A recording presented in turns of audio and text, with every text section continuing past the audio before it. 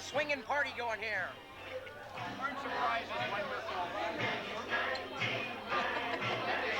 Oh, you mean, well, I don't know what surprise you're referring to. Any surprise.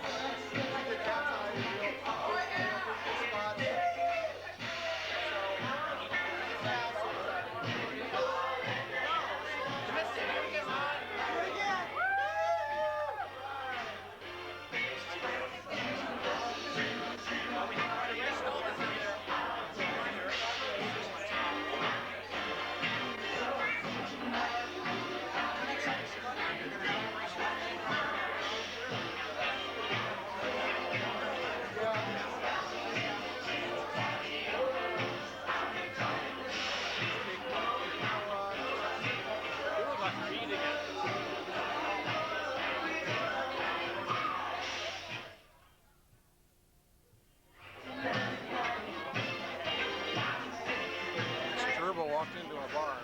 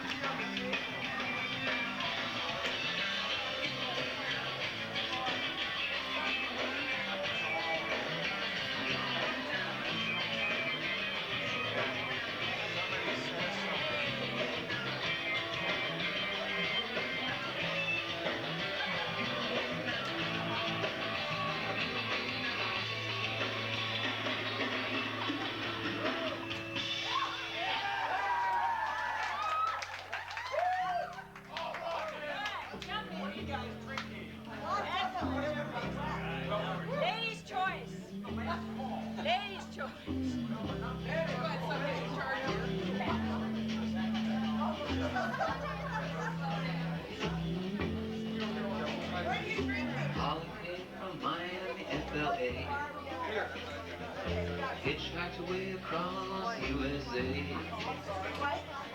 Plucked her eyebrows on the way, shaved her legs, and then he was a she. She says, hey babe, take a walk on the wild side. Said, hey honey, take a walk on the wild side.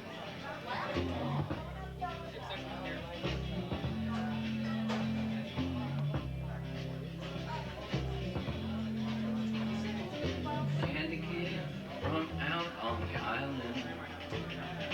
In the back room she was everybody's darling. But she never lost her head. Even when she was given head, she says, hey babe, Censored part of the song. take a walk on Local DJ doing drug deals.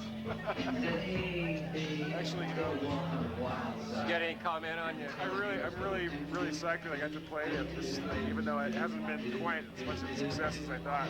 This is the only opportunity I've ever had playing in a motel and being able to play NWA Fuck the Police, my second song of the night. Actually, I think I played it at a wedding one time. No one noticed. Do you feel the excitement growing though? Oh, the tension, you can cut it with a knife. We're gonna quote you on that. Little Joe never once gave it away. Everybody had to pay and pay. A hustle here and a hustle there. New York City is the place where they said, hey babe, take a walk on the wild side. They said, hey Joe, take a walk on the wild side.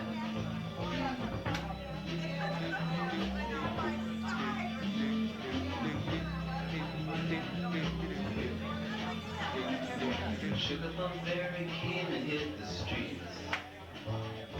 Looked at the soul food and a place to eat. Went to the Apollo, you should have seen them go, go, go. They said, hey sugar, take a walk on the wild side. I said, hey babe, take a walk on the wild side. Alright. Huh.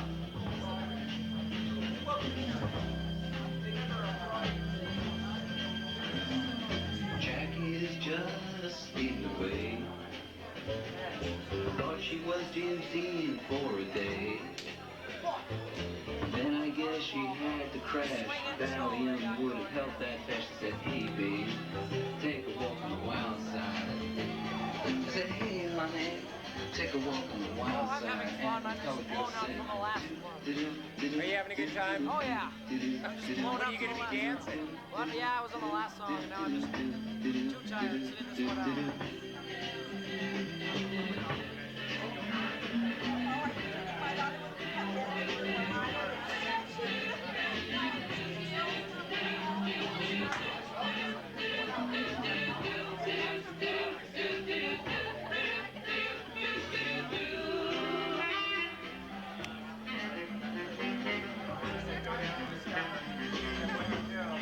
So we look at that, right? What do you got there? We got the 12 hours a day. Then we go to this health club. We go to 2 in the morning. We get up at 6 the next morning. So we did that for like 2 weeks. We were completely blown. It was a lot of fun. Yeah, it was a case. It was a cancer test case. And we were just. Last call, I suggest folks do as the Masons and the Meadowlands did and fill up your table with drinks right now. That is Bayer and Amber on tap. Last call, but we'll be here for 3 hours. We're going to buy the bartender out and send him home to bed. Belly up to the bar, folks.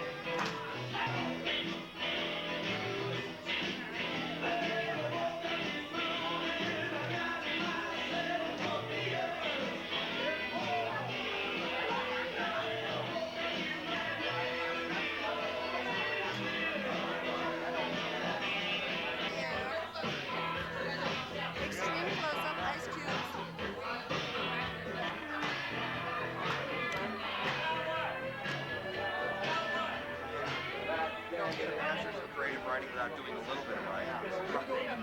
Hi. They have Okay, now.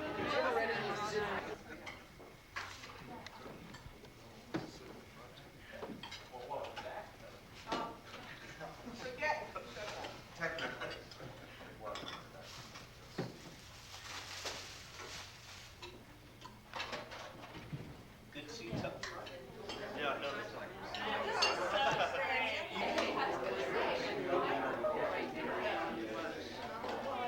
Cut back slightly and now have about 750 trained folks in our first year and a half, and we're cutting back to sane hours one of these days. That's where we are in Missoula. Anyone else? Coming up, an update, I'd like to find out what is going on in other communities. Any takers? Going one? Let's eat for a while. Get back.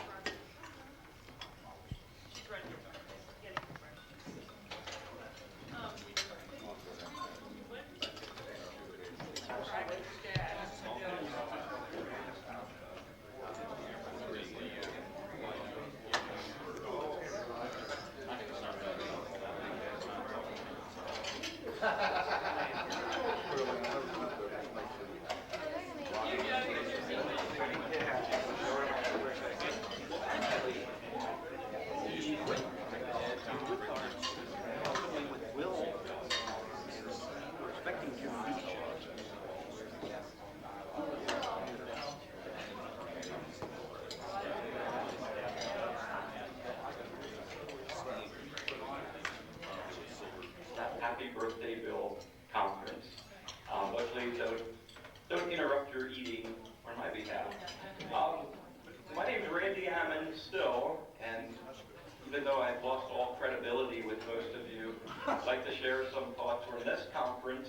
The session is an overview, a chance for continuations of discussions, a chance for announcements. We do have some postcards, and we'll be inviting Alan up here to explain about that. We do have Joe Van Eaton still in our midst, and we will be picking his brain.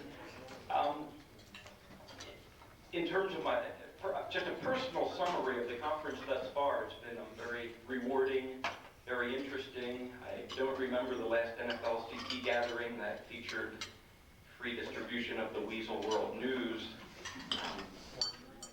Yes.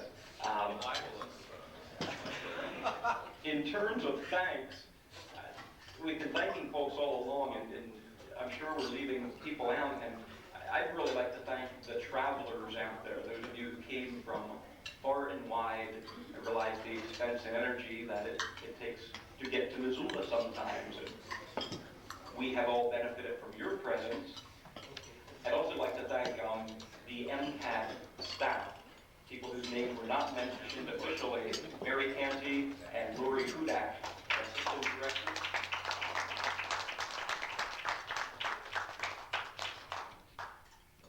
We decided about a year ago when we knew we were going to be throwing this conference that we weren't going to cut back. We've been operating at full throttle with what in essence is a 2.0 full-time employee staff. And when we do the conference next time, when we have rattlesnake cable negotiated and we have the county online and have our 12-person staff, we'll have to learn some things. I'd also like to thank very much the MCAT Board of Directors, President Ron Wheeler, Director of the Board of Directors Gary Hewitt, a hardworking volunteer bunch. Gene is here. Barbara, yes. I'd also like to thank, most especially, and I think we'd all join in with this, Access volunteers. All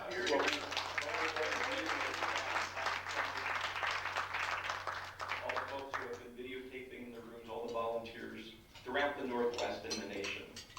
We really appreciate that. And my conference co-chair, Barbara Milhouse, in the back, all the negotiations with the Red Line. Is the whole of the work. Just a moment, Randy. This is an appropriate time to fess up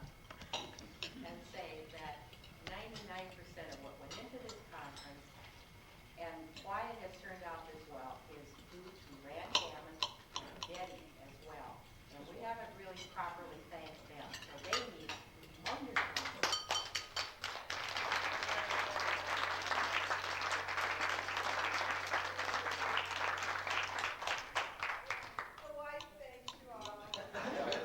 Thank you.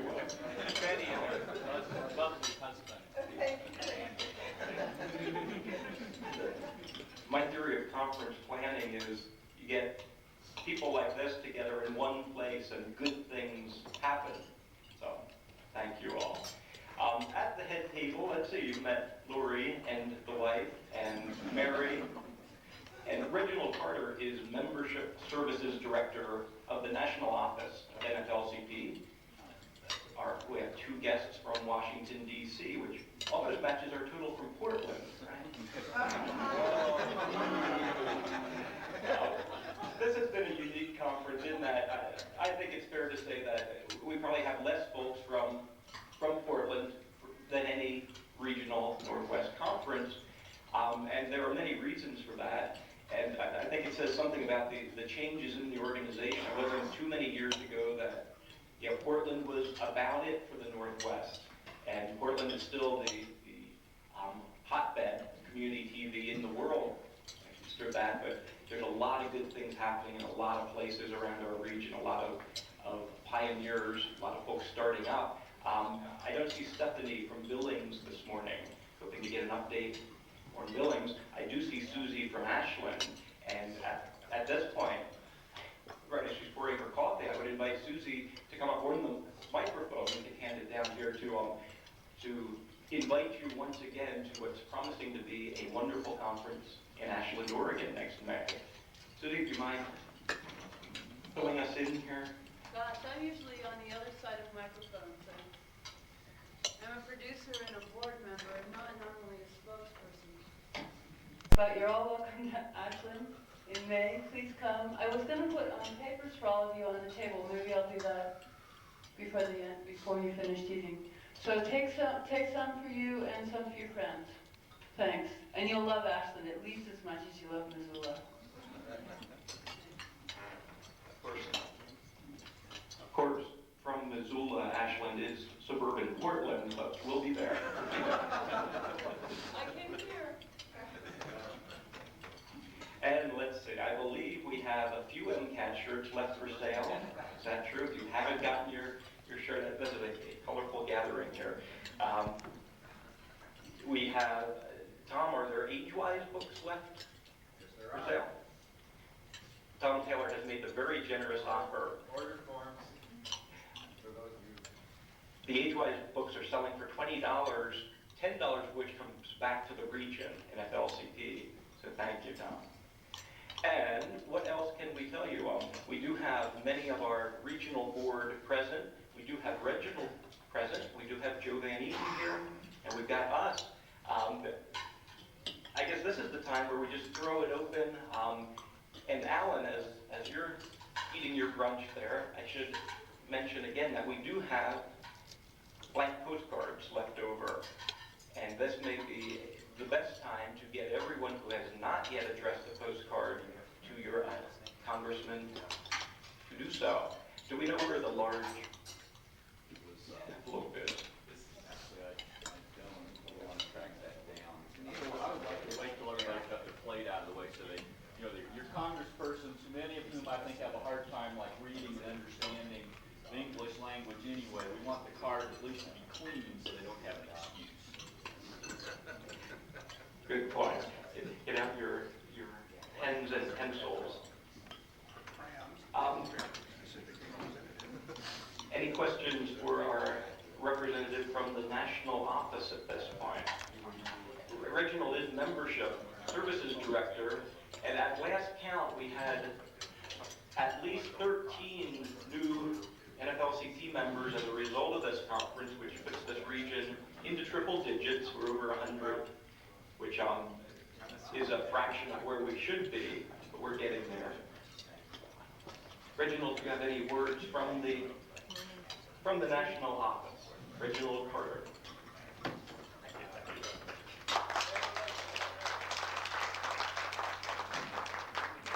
Yeah, just a thing for my time here.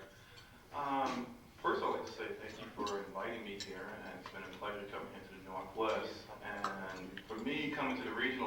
conferences, I've been telling a few people, I'm telling everybody in the group now, it's more like an enlightening thing for me, because at the national, it's a little blur for me. So I get to do everything and have to work a lot. So now I just come here and talk to the people who don't normally come to the national, and at the same time attend some of the sessions that I've always wanted to do also. So I've been involved in access since about '84 when I started working at the city of Santa Barbara doing government access there, and I used to attend the national also. So I miss doing, attending the sessions like everyone else, but when I got to become staff, so much for the session. So that's why I'm here, and I'm enjoying myself. Okay. I can answer questions for people, about the national office if you have any. Do you know our national membership numbers? It's about 1,300 right now. They're full members, and we have the SIG, the Special Interest Group, SIG growing also. There's a small access center, Special Interest Group, that's kind of official now, and the Educational Access Group, SIG is growing also. But those are the only two that I know that are kind of going full tilt. So I've been passing the word out to some of the small centers I've been running into here, letting them know about Greg Applewood in Vermont, who's kind of like the spokesperson for that. President, I got two questions, and Greg Applewood reminds me of the first one. The resource directory, the CPRD or whatever, it's taken on its own little acronym name. It's still in limbo. I know your questions get it too. Could we get one out of this decade? Is there going to be a possibility of one for the 90s? Yeah, there's a possibility. I mean, I hate giving an answer like that. That's about all I know about it myself. Is it in Greg's hands still? No, it's in Tony Lewis's hands. Okay. Second question then along the same lines, and it comes from the region. An updated membership brochure, and 8 jillion of them, so we can hand them to everybody who crosses. So Randy can hand them out to these 750 Missoulians that he's trained, so they can have 750 NFLCP members from Missoula, Montana. What are the odds of, is there progress on a new brochure and getting 250,000 of them printed? I don't know about numbers, but I know Tony's looking at redoing the membership brochure. And he was trying to do it back in September, but things kind of get pushed back. And I know we need to print more out. So, but I do still have a lot of old ones still around. So call in, write in, I can send you 75 if you need some more. I just think that everyone who walks through an access center needs to know about the organization that's helped keeping the doors open. I agree. I spread the word when when I go on small access centers of my own. I do that all the time. Especially in the New York City, DC corridor, there's a lot of little access centers that are not members of the NFLCP, but I know of them, and I keep going there over and over again. Thank you. Reginald, one of the questions that came up on the regional board was access to the electronic file of a database file of regional, not only regional but national membership. Is there such a program that is now existing that we can access via modem? No. That's something you need to talk to Tony about, because I talked to a lady from, well, I forget her name, she's here. We've never done that in the past before. And so Tony's new, he may have new ideas, so that's what you're going to put to him also, because it's just a matter of this, when you transfer to this, there's a lack of control. And so that's something he's going to have to look at. Anything from the left side of the room? Okay. Back to food.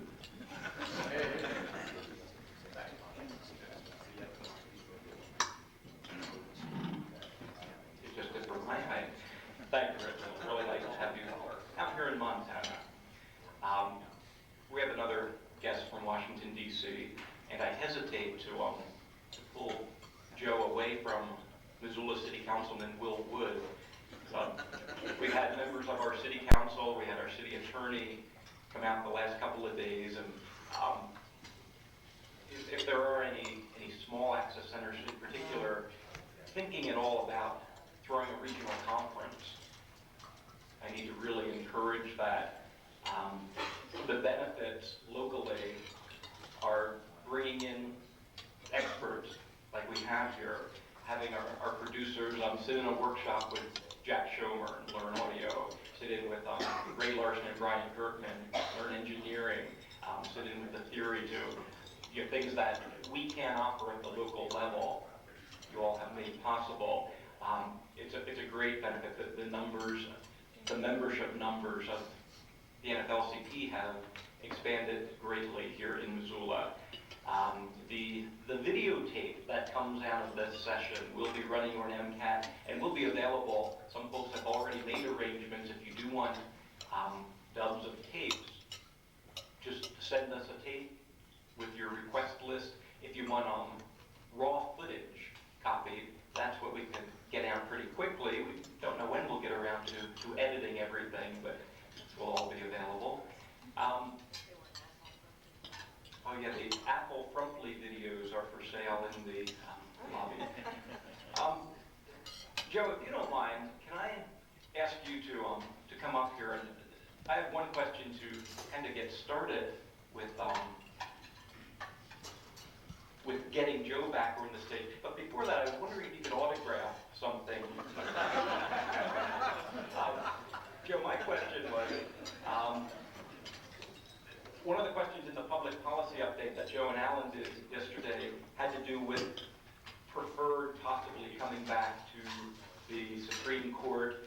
I was wondering if there were any other cases that might get there first, and for a second bit of speculation, what Clarence Thomas's role might bring to the Supreme Court. What changes may be ahead for us? Before you can speculate. Yeah, that's exactly. I was going to say that. With respect to Thomas, I really can't say. I have not seen the opinion, or I've not been able to see the opinion or gauge where he is on the First Amendment.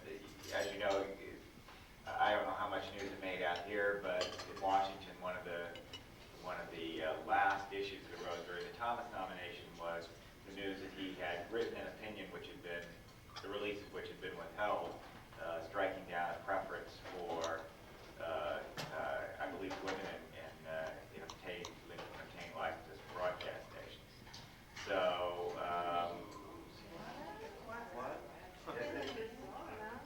yeah, as you know, there's been a battle over minority preferences for women for years at the FCC, and the minority preferences were challenged last year, and I believe that he had authored a case striking down one of the FCC's preferences, and that decision was there was several articles appeared in the Washington Legal Times that the decision was being withheld until after the confirmation hearing.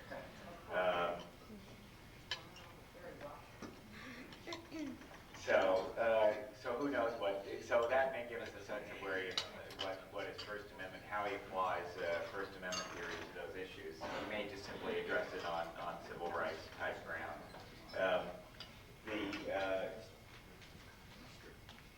With respect to the other question, are there any cases that might get there first?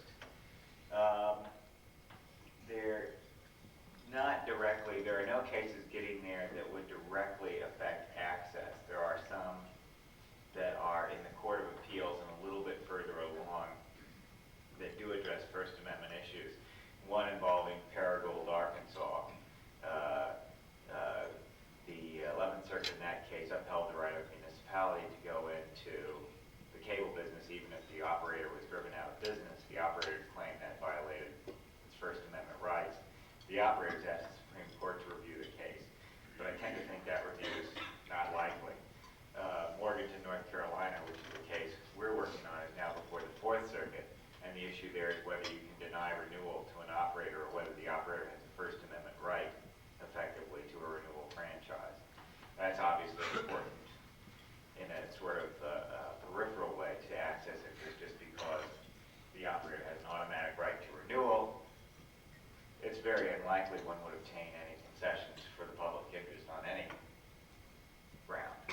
That case is now before the Fourth Circuit. A decision is expected, and if the cable operator loses, we expect it to be appealed to the Supreme Court. But again, it's not clear to me the Supreme Court would take it. So right now, I suspect preferred is the primary case, but there are a number of other cases percolating along, and it really depends on how long the Ninth Circuit takes to decide that, to decide the preferred case, whether that's the one that will go forward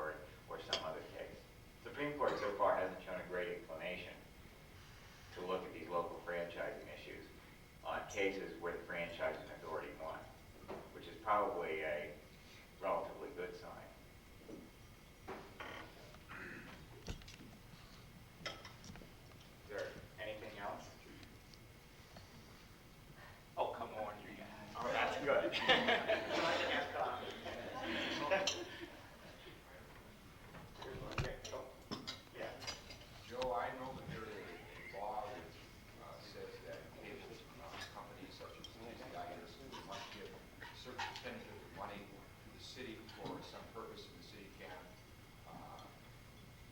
in this case, create a cable access television station, public access.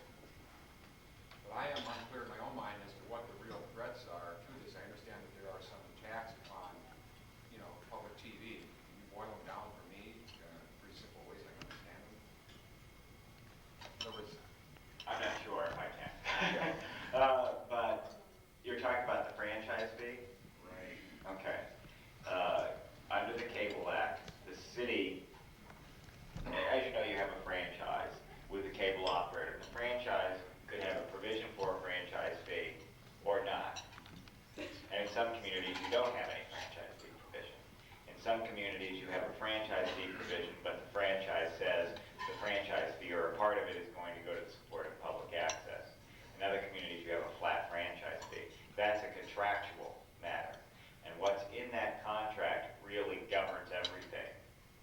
With the one caveat, federal law says you can't take more than 5% of gross revenues from the operator in franchise fees.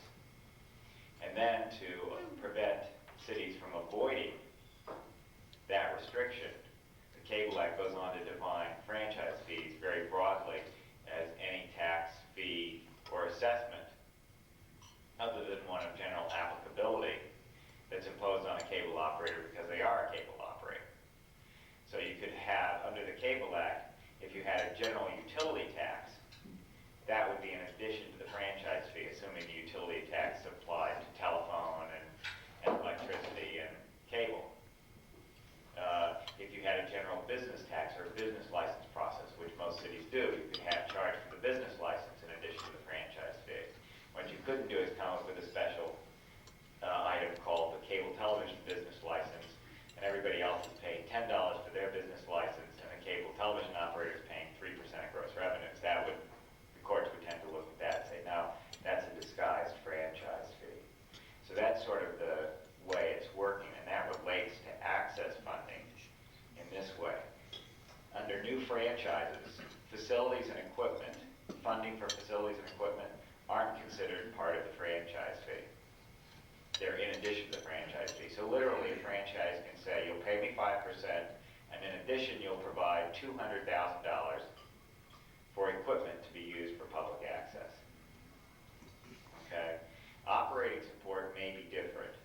The Cable Act seems to suggest that operating dollars, if they're required in the franchise, are counted against the franchise fee.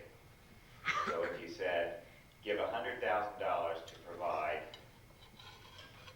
programming, to provide services for public access, that amount would be deducted, would be considered part of the franchise fee. And you figure that you'd look to that amount plus the franchise fee requirement to determine whether you exceeded the 5% limit. Now that's very simple, and there's lots of ways around it. For example, you don't count the operating dollars as part of the franchise fee if they're not required in the franchise. Say if you've got an independent contract between a nonprofit and the cable operator. And in Dayton, Ohio, for example, end of the final after renewal, the Access Corporation entered into a separate contract with the cable company, where the cable company agreed to give the Access Corporation $150,000 a year for operating support. That's not even required in the franchise. Entirely separate. And in addition, the Access Corporation will get about $750,000 in equipment over the term of the franchise, and that is required in the franchise, but no problem for the franchise fee because it's equipment and facilities. And other people are trying something else. The Cable Act suggests that only cash requirements are considered part of the franchise fee. The legislative history suggests that. So in some communities, Ithaca, New York, for example, the franchise doesn't say you'll give $100,000 to support training. It says you'll provide 6 employees, you'll provide training and outreach, your office will be open at least from 9 a.m. to 8 p.m. every night to provide access services. That sort of thing, and details of services, those will translate into dollars, but there isn't a dollar requirement. So the exact, and the cable operators are likely to raise issues about that, but it's something that's being dealt with in a variety of ways around the country. So it would seem that to me then that there are two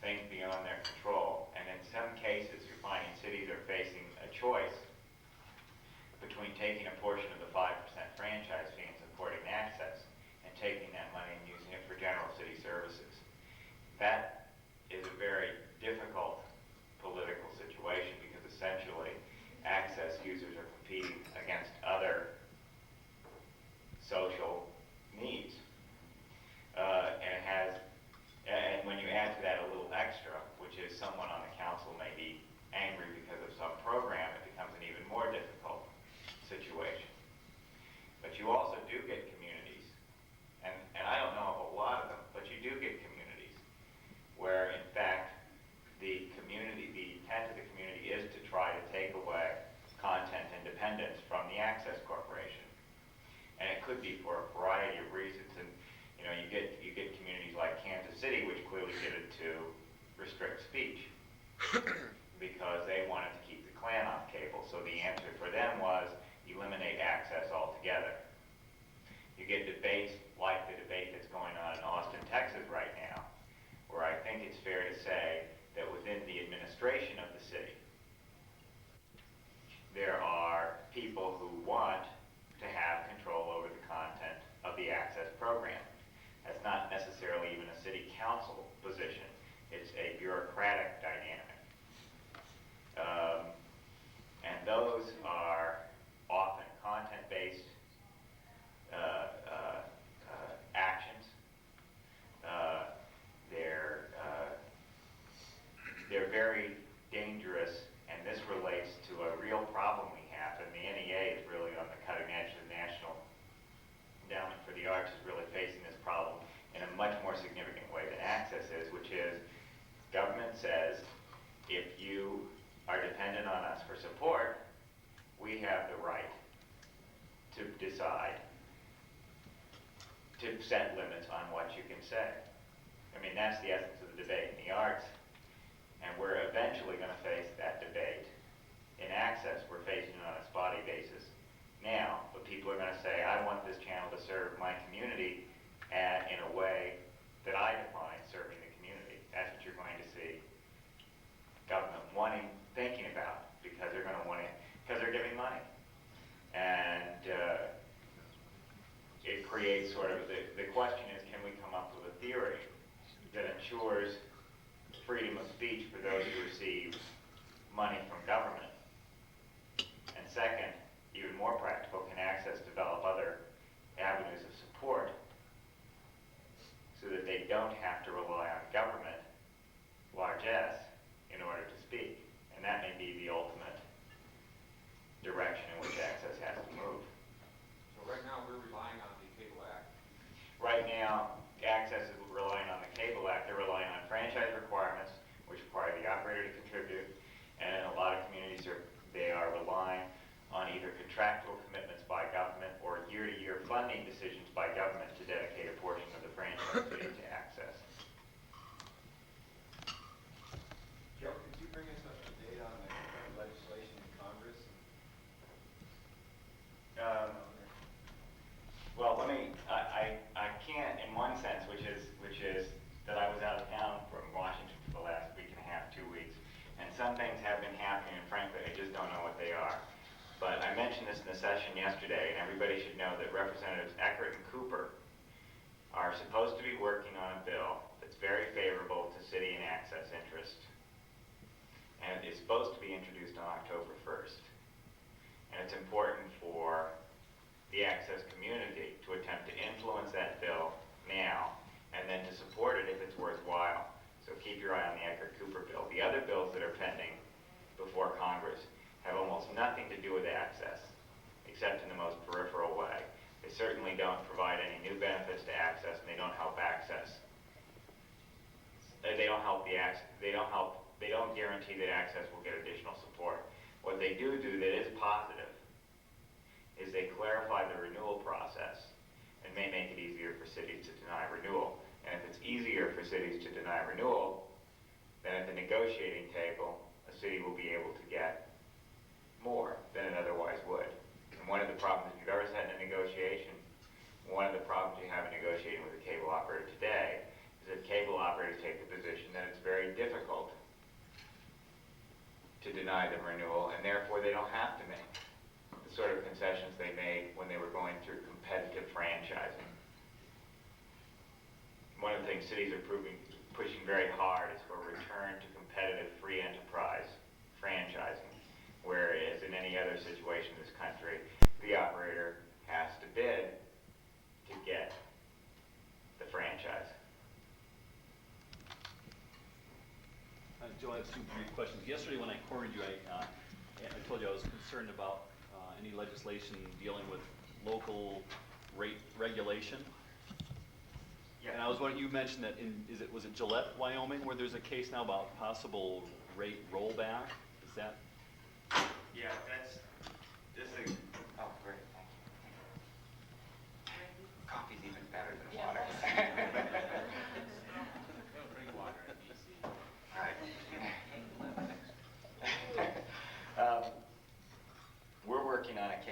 in Gillette, Wyoming, involving TCI, which is kind of interesting because the city doesn't receive even 3 signals. So they have actually moved to regulate 2 years ago. They began regulate. They sent TCI. TCI noticed an increase 2 years ago, and the city responded by saying, "We can regulate your rates, and we expect you to submit them for our approval." And the case involves several different issues, which are really keys to, in a lot of ways, keys to determining how far cities will be able to go in regulating rates. TCI, those of you who have TCI systems will recall that several years ago, TCI broke out its service into something called Basic and Expanded Basic. You'll also recall that at about the same time, TCI began charging separately for items that had previously been included in the cable bill. Converters, additional outlets, a cable magazine, and there's a third item that they unbundled and began charging separately for. I can't recall what that is. Well, the city went forward on the theory that when you take out services from a package, you have to reduce the rate for that package. Because reducing services is exactly the same thing as a rate increase. And there's really solid traditional support as a matter of rate-making theory for that idea, which obviously is not so startling. And so they took into account the reduction in services in order TCI to reduce its basic service rate from a proposed $17.05 to $12.80 a month. And they passed that in an ordinance. That didn't make TCI too happy. The second thing they did was to attack the expanded basic tier. Under the Cable Act, you're only permitted to regulate basic service. And basic service is defined as any tier of service that includes local broadcast channels. So theoretically, if you have a tier A that includes all the local broadcast channels, and tier B that includes 4 additional channels and is sold entirely separately. You could have to buy through the first tier to get to the second, but it's sold separately as a 4-channel tier. That second tier is not subject to regulation. If you do the reverse, tier A is the broadcast tier. Tier B is the broadcast tier plus 4 additional channels. Then both tiers are subject to regulation. And the industry has re-tiered, but we have this theory that the industry really is not willing to sell that second tier as a separate tier. That if you call up, they will and ask, what is basic service? The first thing the operator on the line will tell you about is expanded basic. And what the operator will say is expanded basic in this system cost $19. I did this in my own system. I called up, I said, what's your basic service? It's this $19 service. I said, is that your basic service? Yeah, that's our basic service. And they said, don't you have any lower level service? Oh yeah, you mean our inferior service.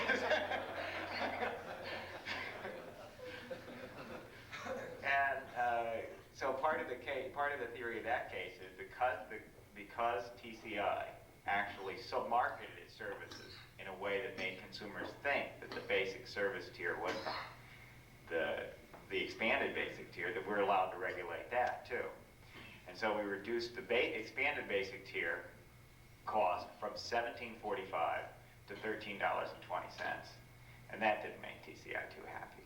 So TCI challenged the city in court. The city also decided to regulate converter rates and said you can't charge over a certain amount for converter rates and additional outlet rates. And TCI challenged all those actions.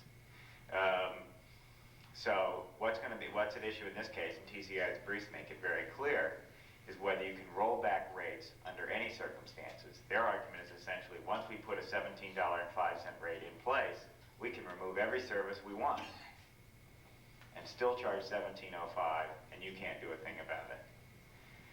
Second, TCI says you don't have a right to approve a rate, to set a rate under the Cable Act. All you can do is either approve an increase or deny an increase. So when we come to you for an increase from $16.75 to $17.05, you either say yes or no. You can't say the right rate is, and then set a rate. And the third thing they're arguing is that expanded basic, as they're marketing it, is not subject to regulation. So those are going to determine those issues, if they're ever decided, and it's now before a judge on summary judgment, are going to sort of give us a better idea of what the limits of city regulation are. Would the franchise fees be based on the inferior basic or expand? I guess what my concern is ultimately is if there's like lower basics and the costs go down, or there are even rollbacks, then if that affects the franchise fee, then that affects access centers if they are directly tied to a percentage. And maybe it makes sense to something you mentioned earlier that I hadn't thought of is if people are, if cities are going through, or access centers, they're going through negotiations, maybe it does make sense to negotiate for services like positions and equipment and things like that, rather than percentages. If percentages are starting, if those fees are starting to collapse somehow. Well, maybe, but I will tell you this. I mean, I'm very much pro-city and pro-access, but ultimately, it is absolutely true that the operator has to be compensated for the cost of this access. It's not a giveaway. It's got to be incorporated in rates. And effectively, if you're reducing rates to a significant enough level, the operator can't support access at high levels and earn a reasonable profit. And they're constitutionally entitled to the opportunity to earn a fair profit on their investment. That's the essence of the due process clause as it applies in utility law, which is every utility has a right to the opportunity, not a guarantee, but the opportunity to earn a fair profit on its investment. Otherwise, why would a person who's in a profit-making enterprise invest? So that is the problem for access, and it's been recognized. I mean, one of the reasons some cities never wanted to regulate rates, and the cable industry will say this, is because as rates go up, franchise fees go up. But that's a balance each community is going to have to strike. I mean, I'm willing to say that there's a cross-benefit here in having a lower cable rate, even if it translates into lower support for some access services, is not necessarily a bad thing, because it expands the viewing audience. And the impact may be less than you think, because at a lower rate, maybe more people will subscribe. In utility theory, you're talking about a rate structure A, a rate structure B, and then a required technological device which you must rent in order to get system A or system A plus system B, the converter box. I am not aware of any state that requires you to rent your electric meter. I'm not aware of any state that allows them to make you rent a gas meter. And it seems to me that the gateway to the system is that converter box. And I'm wondering if by pulling converter boxes out of the franchise cost to the individual user, if the cable company is avoiding that item as part of their income and using it as a costed item on their accounting. And if they are, is there commensurately an obligation on their part to sell you that technology which allows you use of their system? Because there is an implication that a rented device to access a technology should be, and historically has been, available for purchase. We have the theory that you don't rent your television, you own your television, which gives you access to airwave. Well, it always goes back to what point does the ownership shift? It can change at the point where the wire comes into the house. It could change at the television set. There's a lot of different ways. I mean, it's clear that under utility theory, you do pay for the electric meter because the Public Service Commission sets a rate that allows the electric company to earn a profit on every meter that's installed in a home. What's typical in the cable industry, at least in a lot of communities we work with, is that you can go down to Radio Shack and buy a converter and attach it to the system. So that in fact, that converter among all the end-use devices in the cable system is one that generally you're able to substitute your own piece of equipment for the operator's equipment. However, I believe TCI has a corporate history of filing cases against consumers for theft of services if they've used their own converter box. The principle that if it is your signal at the point it enters your house, as long as you don't do anything that violates FCC regulations, you can do anything you want with the signal, has not been upheld in a lot of places where people have in fact been found guilty of theft of service. TCI's publicity in conjunction with the, I don't know what their policy is. I've never run against them suing anybody for using the converter, but I do know that when they changed over, when they unbundled the services and began charging separately for converters, their public relations material advised subscribers that they had the option of either renting a converter or going out and buying their own converter. Also, TCI was thinking about rolling out a program where it would sell the converter, and I don't know if it's done that. The converter issue is one where I suspect the industry is moving away from converters. They want to get away from converters if they can. So I don't think they're trying to encourage wide use of cable company converters because it's a very expensive proposition for them.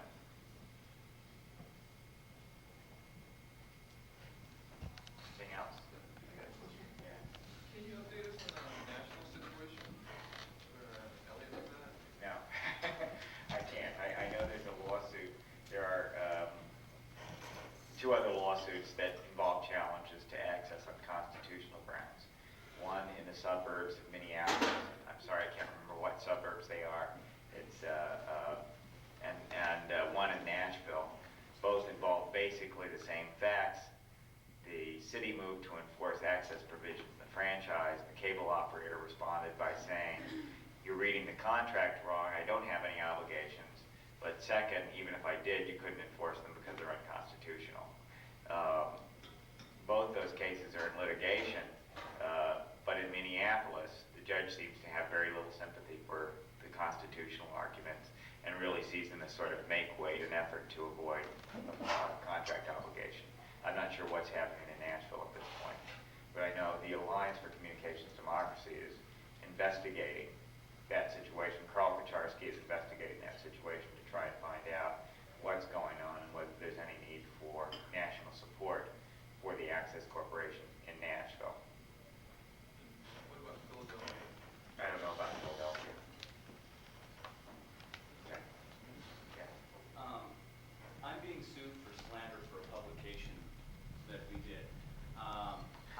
The one last night? Yeah, how's that?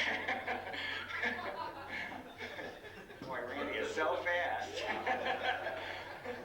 Sunday filing, that's quite a feat. He took to heart your comments about not being shot in the bar.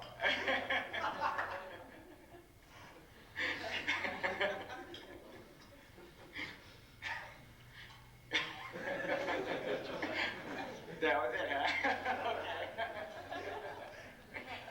Okay. How was Rattlesnake?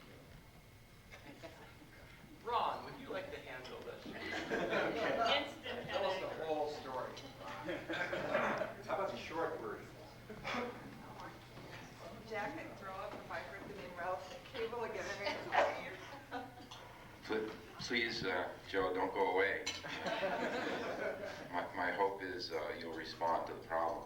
It's a rather simple problem. We have in Missoula actually 3 cable operators, TCI being by far the largest, and TCI has been franchised in Missoula for a little over 3 years. That's not our problem. The problem is we've turned our attention to our second largest cable operator, has somewhere probably about 1,800 subs, which for Missoula is a pretty good number. In a recently annexed portion of the city, a valley just north of the city, the Rattlesnake. The bottom line is that this is a sort of a mom and pop operation, and is run by its owner, who owns probably fewer than a dozen small cable companies in Montana and Texas. The gentleman who owns the company and does the negotiations has a long family history in broadcast. His father, he takes pride in telling us, fought the FCC from its inception, died fighting the FCC, He himself plans to carry on this proud tradition by refusing regulation to the grave. And over the last 12 years of discussions with him, I see no reason to doubt his veracity. The bottom line is that the city has attempted straight up negotiations with this cable company for the last 2.5 years. We have essentially come around to square one again and again and again and again. Issues are constantly obfuscated. And whenever we get down to the nitty-gritty, it always evolves around a First Amendment objection by the cable company. The First Amendment objection being essentially, I will never give PEG access, I will never give channel space because it violates my First Amendment rights, his First Amendment rights. Yes, he understands, he says, that the 1984 Cable Act makes stipulations that this is a legitimate request by the city, but he believes it's unconstitutional and so plans never to abide by it. There is one other stickler in the negotiations, and that is that, and I'm sure this is pretty familiar to most of you in one form or another.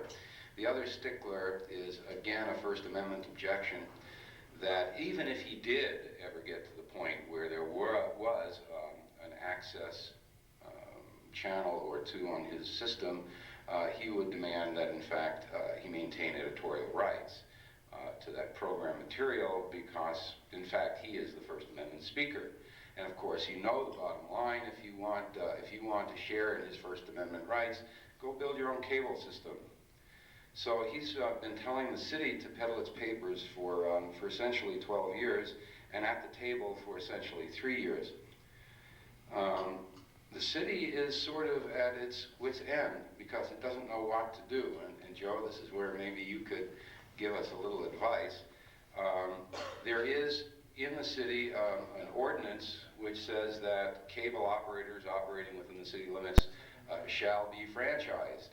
End of ordinance. So this gentleman is operating in violation of city law. The next step is what we're concerned about. We don't know where to go with it.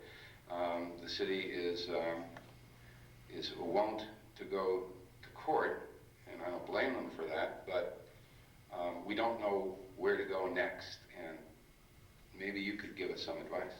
Or anyone else, for that matter. Tell them about that being asked to leave.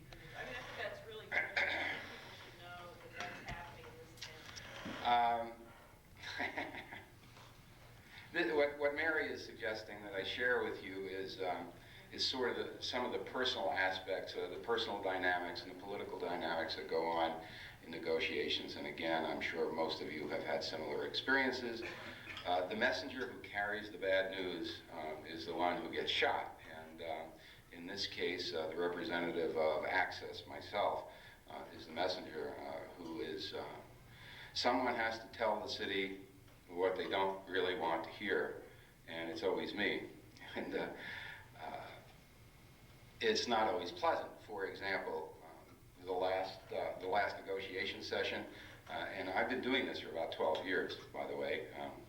Like you, like most of you, I don't make a dime at it. I've been doing this for 12 years, negotiating for the city. And when we got right down to the end of our negotiation session, which hopefully was going to be the last one, all that was left was franchise fee and access. And the city's consultant, Les Page, said, well, Ron, now I'd like you to leave. And I said, well, you know, it's an open meeting. I'm not going to leave. So he said, well, then you must leave the table and go sit in the corner. So I asked the city councilman in charge, Mr. Hermes, in fact, whether that was his decision, because the city is in charge. And he said, yes, it was. And so I sat for the rest of the session in the corner. You know, I've sort of gotten over it. Joe, what do we do next? I one thing the city can do is take the offensive and sue Rattlesnake. Because under the Cable Act, one has to have a franchise in order to operate a cable system. And simply square up and face the constitutional issues. But that's obviously a very expensive route, and everybody in the room should understand that's an expensive route because litigation is expensive. And unless the cost of litigation would be borne by insurance, you could put a substantial amount into that, which may be better spent, frankly, in putting it into access for the rest of the community. The question would be, if you were faced with having a choice between paying some lawyer a couple $100,000 or having the city put a couple $100,000 into TCI's access plant, which would you rather do? You all have to think about that from a strategic point of view. There's principle and there's the practical aspect. I have a question. Is it possible for people living in the Rattlesnake to get a different, do they have an option to buy? So that they're, Well, but see, that is ultimately the other two options are for people in the Rattlesnake to simply cut it off. Boycott the system. Boycott the system. For the consumers, for people whose property is being used against their will by someone who's not willing to do service, to bring a consumer action against them for trespass, possibly, or to think about that as a possibility. For people to go out and do TCI's work and get TCI into that area, at least to the fringes. If enough people are willing to subscribe to TCI, the question is, would TCI go out there to give TCI a guaranteed base of subscribers in Rattlesnake's area? It's an interesting idea. Can TCI bring the cable up? Absolutely. TCI is operating, as does everyone else, on a non-exclusive franchise, and so they can build anywhere in the city they choose. I haven't thought about giving them a guarantee. I mean, if you can do that as a group, and in fact, if you thought about it, you could form a consortium, and if enough people are interested in getting local programming, go out and sell it to them as a group. Get them to sign up as TCI subscribers and get TCI into that area. Where's the petition thing right now? How many signatures do they have, you know? About 350. How many? 350. 350 only? Uh-huh.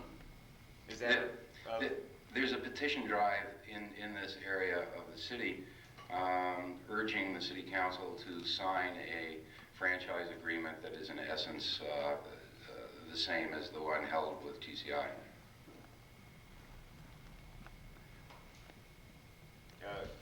And I think the city should always make it clear that it is willing to give them the same franchise that it's willing to give TCI.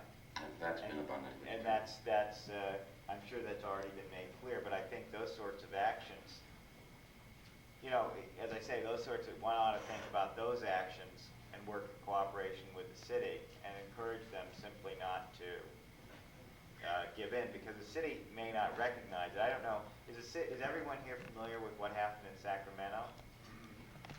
Okay. Sacramento had a franchise with, is it United Cable? Somebody here must know. Is it United? I think it is United. I think it is United. A very, very favorable franchise, good franchise fee provisions, good access provisions.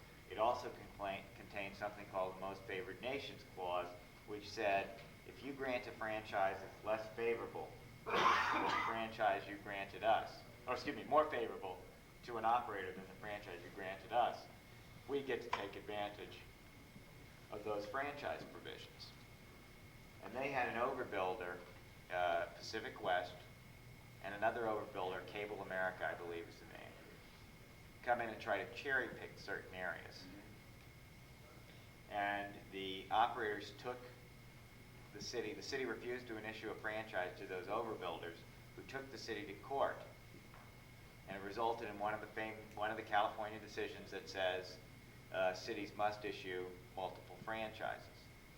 So the city did issue a second franchise without access provisions and with substantially reduced franchise fee provisions, at which point they were then sued by United Cable, who said, we want out of all our provisions in our franchise. And faced with the Most Favored Nations Clause, the city ended up settling and essentially giving up millions and millions of dollars in franchise fees. millions of dollars in access support because they were in a bind. If they went, they didn't know which way to go. If they gave in to the Pacific overbuilder types, it may have seemed insignificant, but it turned out to result in loss of millions of dollars. And certainly one of the things that needs to be carefully considered by any community is what's the effect of letting someone get away with less than what other people are paying. Well, how can we afford to really let someone escape their public interest obligations just to avoid a dispute? Yeah, I think the city realizes that the possibility of jeopardizing the TCI franchise. What happens when the city license procedure comes up again? If the city refuses a license, does anything really happen? I don't know exactly what happens. It's a good question, what happens under the Cable Act when there's been no license issued, but the operator's been operating. And a lot of it will depend on where these First Amendment cases go. Well, of course, the city ordinance requires a business license as well as a franchise for a cable company. They obviously do not have a franchise. Nobody knows what happens if they refuse a license to operate. I would like to respectfully request that because some of us still have a long drive ahead of us, that we move on from this topic and we can cover this some of the other things later. that we want to talk about. This will be big enough for you. Absolutely. Other questions? I think you're right. One for all cable operators, for all of the access centers. I think it's time that we as access centers discuss a couple of quick issues, at least to think about in our center. And one is the new FCC requirements of cable companies that they be in compliance of what are called the cumulative emissions test, which is the cable company itself not be screwing up air navigation frequencies. A cable company in Kansas City, as a matter of fact, was closed down by the FCC on a number of channels for interference with radio navigation. It behooves the cable operators to be within compliance. So as a matter of contract law, it includes compliance with the law, and we all need to make sure that our cable system is in compliance. But as access centers, it is also incumbent upon the access centers to try to be within compliance of FCC requirements. And it may be time that all access centers look as a group at buying time-based correctors before you go online. It's an odious task and about $3,500 for centers, but we're going to get on the short end of the stick if we do not have our own signal within what are called RS-170A standards. You have to look like a TV signal, you got to smell like a TV signal, you got to sound like a TV signal. So we are potentially in a spot where the cable companies may refuse us access to the line if we're not in compliance. And secondarily to that, as a matter of technical standards, I think it's time access centers start amongst themselves.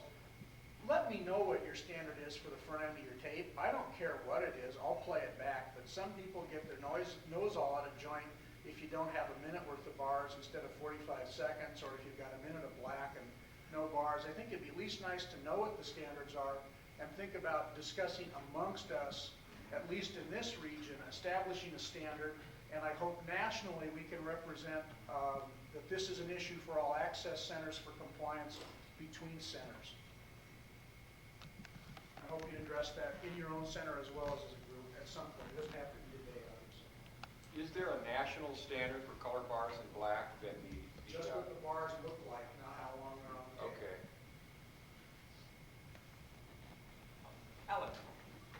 In having the same drive that Carol has, I'm going to keep this real short. I'm not going to get up by the mic. I'm going to put this over by the door. This is a postcard to send. This is what we're asking, and about a dozen people filled these out yesterday in the session. Postcard to your Senate or House representatives supporting the NFLCP's position.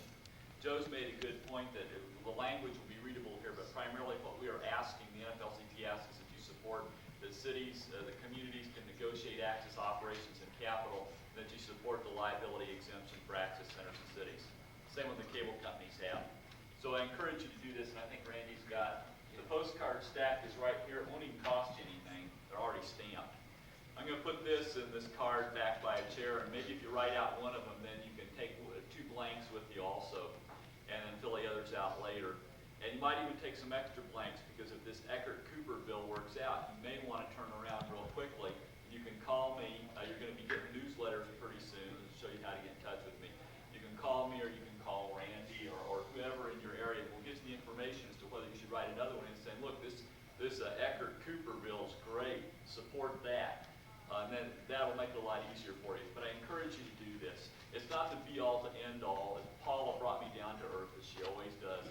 The solution goes far beyond just writing these people in Congress, because as you watched the eminent, honorable Senator Burns, you can see that the words that came out of his mouth are really from corporate America. So we've got to go beyond it in our centers and being valuable and helping change our whole society and get back to people instead of wealth. But this is a start, and this is the one in front of us now. So I encourage you to do it.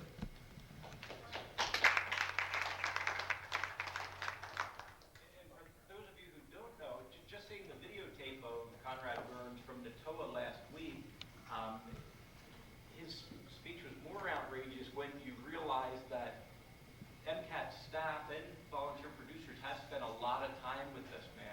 In Washington, D.C., he's spent a lot of time in the MCAT studio, well, a lot of time for a U.S. senator, and to hear him claim ignorance as to what public education and government access really was, is shocking.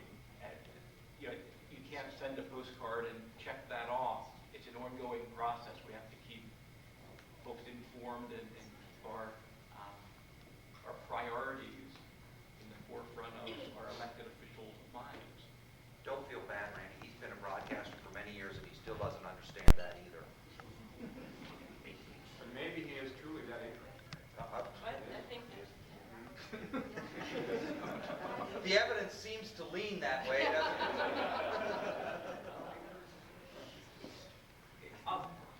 Carol, earlier in this conference, we talked about the best of the Northwest. Best of the Northwest. Yes, and I do want to tell people a little bit about this, and I'm going to run up to the platform here to do this. Please. Of the things I'm going to tell you, there's only one thing you really need to remember, because everything else you'll be getting some follow-up on. So if your brain's as foggy as mine this morning, pay attention for just this moment. Make a mental note to yourself. You've all received the flyer about the Ashland Conference. And included in this is this: Best of the Northwest Reception and Dinner, live Northwest Video Festival Awards ceremony, Best of the Northwest Dessert Reception. It's going to be a gala event. So make a mental note to yourself to include in whatever local newsletters you have, the next local newsletters that are going out, an announcement about the Ashland Conference, and the fact that it will include a Best of the Northwest honoring, and that applications or entry forms for Best of the Northwest will be available soon, so people are aware of it. We will then send out, we're trying to do an expanded database so that we will have a larger mailing list. I have a feeling that there are people out there, that there's probably an unemployed logger in Forks who is producing video persuading his local cable company to run his program on a once-a-month basis, that there are people out there that we don't know about. We're going to try to get, make sure that people like that have an opportunity to be included in this Best of the Northwest competition. I'm also going to recontact all of the established access centers and ask you how many entry forms you can distribute, and ask you to take an active role in getting these entry forms into the hands of people you think should enter. There are going to be some new types of categories that represent not only the product but the process of creating access programs. And as access center or active volunteers, you should take an active role in encouraging people to submit their programs, and you have different policies and procedures. But one possibility might even actually be a nominating process in which you would specifically ask a number of producers to submit their program, and that you would pay their entry fee. it would also be extremely useful, whether or not you really feel this is something that you can do under your policies, to have a nominating policy in which you pay the entry fee. But that if possible, you collect the forms and the tapes, review the entry forms that come in at your facility, make sure that they've supplied all of the information correctly, send tapes together in one box with all the entry forms, and help make sure that some of the information we need on the entry forms is supplied.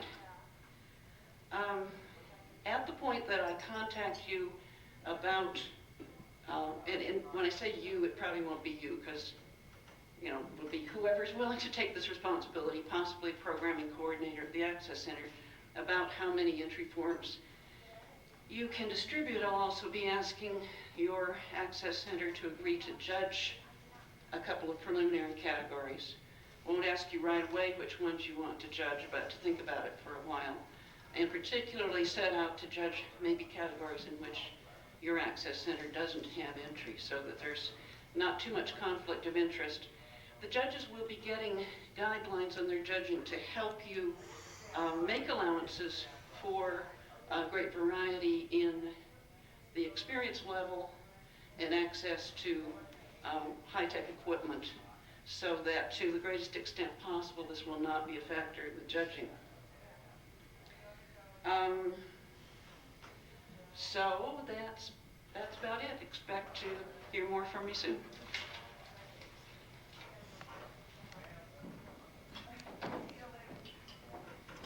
All right, thanks, Carol. Best of the Northwest heading into its 6th year.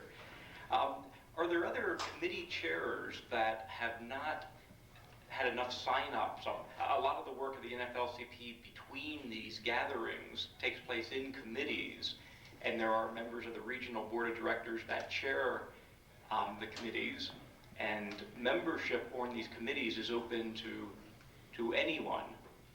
I don't even think you need to be an NFLCP member, but we would strongly urge that you do that. Committee chairs, any recruitment needed at this point? You betcha.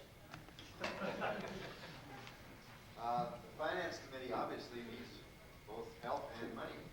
And so if anybody would like to volunteer to raise funds for the region, or volunteer to provide input on possible ways of raising funds. The bolos are about to be sold out.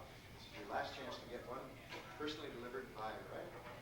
And there you go. But we need other kinds of fundraising ideas. What can you do? All the way from spaghetti feeds to raffle tickets, or, anything that you might have in mind that could help us raise money. Now, raising money is not an end in itself. It's a way to enable us to do the kind of things that the region needs to do. Such things as our newsletter, which is a rather basic service we supply, the Equal Opportunity Committee, the Public Policy Committee, the kind of structures and organizations we're talking about, this directory that we hope to develop, membership list that you would have access to. There's services that need money to provide, so that we can provide them to you. So think about money and how you can make sure that we have plenty of it so that we can do the things that you would like to have happen. One of the most important things, I think, is sending delegates to the National Convention. It's going to be in St. Paul. That's going to be expensive. And we want to get our grassroots members to that convention. It's important. And so we need money, and quite a bit of it, to do that. And so it's got to come from somewhere. So, and you are the somewhere where it's going to come from. So think. And if anybody's interested in signing up, it might save you in the long run. Robert Swanson from Toppenish, who wasn't able to get here, I want to put out a plea to the membership to try and go back into your communities and look for minority representation to come into this organization. It doesn't take a very clear eye to see that we're fairly lopsided in our representation, particularly in terms of cultural diversity. There are a lot of Native Americans in the Northwest. There are in the Portland and at least that I-5 corridor area, a number of Hispanics and Asians who are not represented either in this organization, at this meeting, or, I think, clearly enough within the programming that's on the air. The EO committee is set up to try to make that cultural diversity, to spread that cultural diversity. I think it's up to us to go back in and say, okay, we know where those minority people are. We know those minority people that are working in our access centers.